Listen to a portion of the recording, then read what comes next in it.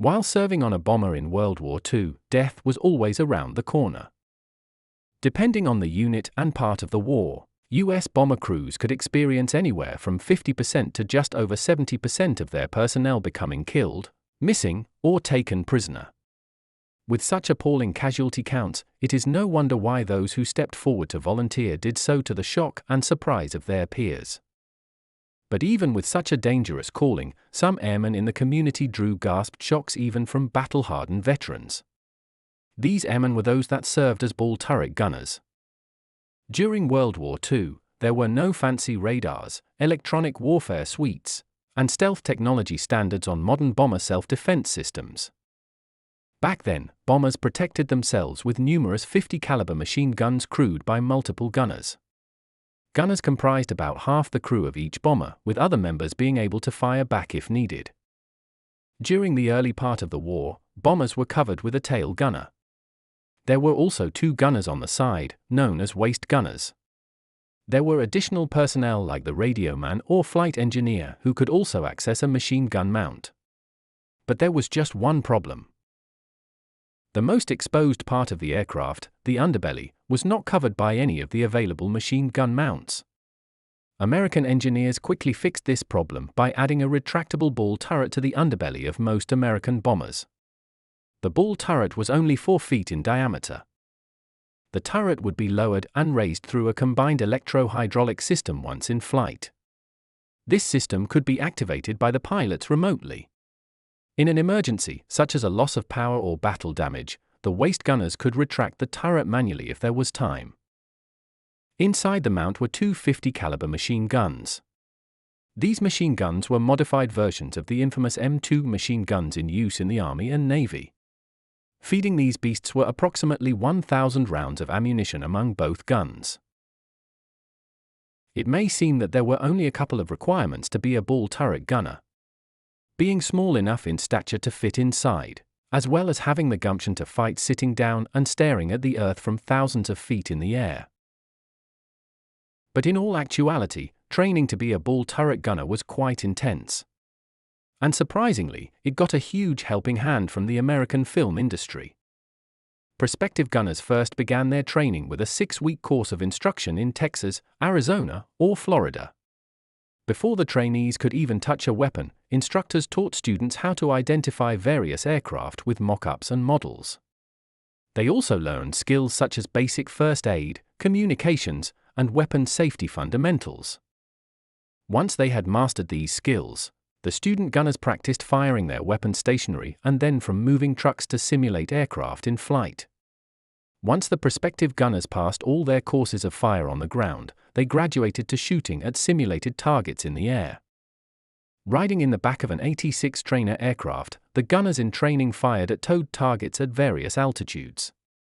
This training was valuable and appreciated by many gunners to prepare them for combat.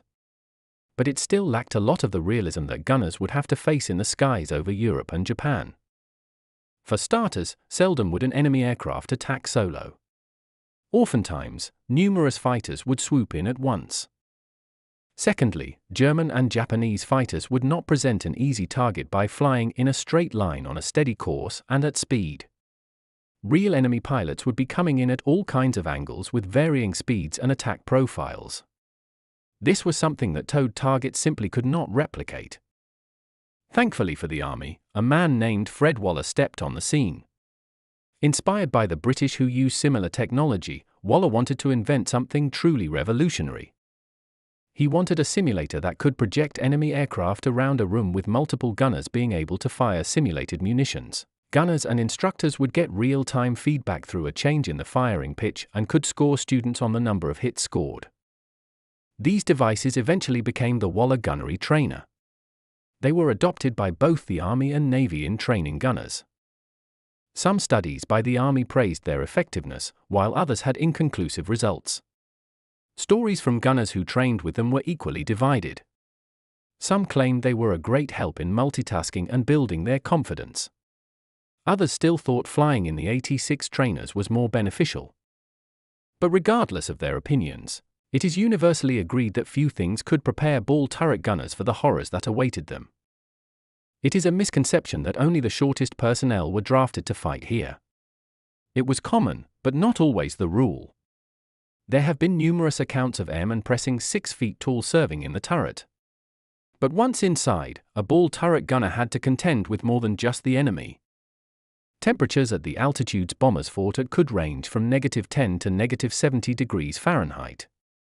At such extreme temperatures, the heated suits bombers wore were crucial.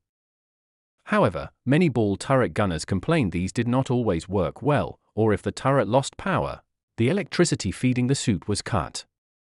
This would often make dangerous situations for the gunner where they would have to extricate themselves or freeze to death.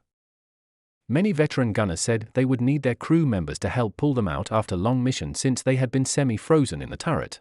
Another way that gunners would face danger was by running out of oxygen. While there was plenty of emergency oxygen inside the main cabin, if a gunner's oxygen supply ran out or was damaged, the only way for his crew to know would be to be attentive enough to see the turret stop moving around for a while. This is because the intercom system was prone to failure. But despite its faults, the intercom system was the only way ball turret gunners had to communicate with the crew. Since they could not physically talk to their counterparts, the ball turret gunner often needed call-outs from his fellow crewmen on the location of incoming aircraft. While the gunner could see everything below him, any aircraft attacking from elsewhere were unknown unless called out by crew members. Although the gunner's vision was very limited around him, he had a perfect view of all 4 engines. During a fight, a ball turret gunner would often call out to his crew, letting them know the status of the engines. Speaking of vision, one veteran related a common early problem with the first ball turrets. In the back of the aircraft was a relief tube crew members could urinate into. However, this presented a problem since the urine would often collect on the turret and freeze at extreme altitudes, thereby restricting visibility. One enterprising gunner resolved this issue by having crew members urinate in cans. These were thrown over the side while he jerry-rigged a hose he stuck through the ammunition feeders to relieve himself. Ball turret gunners relied heavily on communication with other crew members to fight. However, their vantage point also brought a unique distinction of being able to see the battles unfolding below.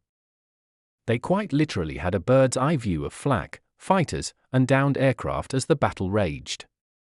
This often presented a harrowing experience, since many ball turret gunners could see the fate of downed friendly and enemy aircraft long after leaving the view of their comrades. Even though they might have been the first to see incoming fighters from the ground, they had to be careful and conserve ammunition.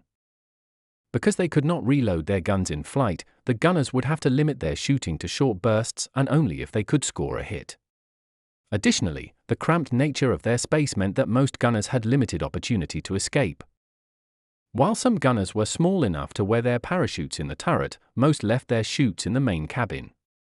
If the crew had to bail out, the ball turret gunner would hope to have enough time and strength to crawl out of the turret, grab his chute, and jump. Because of this long process, the ball turret gunner was often the last man out, if he got out at all. Additionally, the gunner would often be crushed in the event of a forced landing or ditching. Because a ditched aircraft meant that it lost power or took severe damage, the ball turret might be impossible to retract. In these cases, the airman would be crushed. Numerous ball turret gunners related that this happened frequently enough to be a real possibility of their fate. Fighting in a ball turret was a harrowing experience. Cold temperatures and tight spaces, and the chance of being crushed to death, combined with the frightening nature of fighting alone, made it an undesirable billet to hold. Nevertheless, thousands of gunners found their way underneath bombers' bellies, and fought their war from arguably the most unique vantage point of anyone in World War II.